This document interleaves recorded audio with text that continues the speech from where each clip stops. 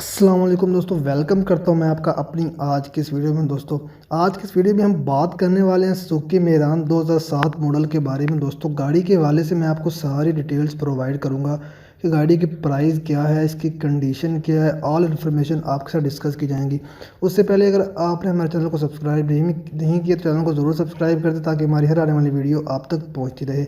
दोस्तों बात करें सुजुकी मेरान VX जो कि 2007 मॉडल है, इसके मालिक का कहना है कि 1,26,000 तक की माइलेज गाड़ी ने अभी तक कंप्लीट की है और ये गाड़ी इस वक्त CNG पे चल रही है और पेट्रोल पे भी बहुत अच्छी एवरेज देती है और बेहतरीन कंडीशन में है गाड़ी।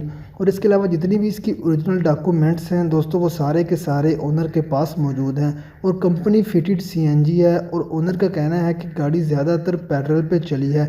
दोस्तों गाड़ी का कोई भी मैकेनिकल काम करवाने वाला नहीं है। इंजन वाइज गाड़ी बड़ी ज़बरदस्त है और इसके अलावा ये टायर्स वगैरह भी न्यू हैं।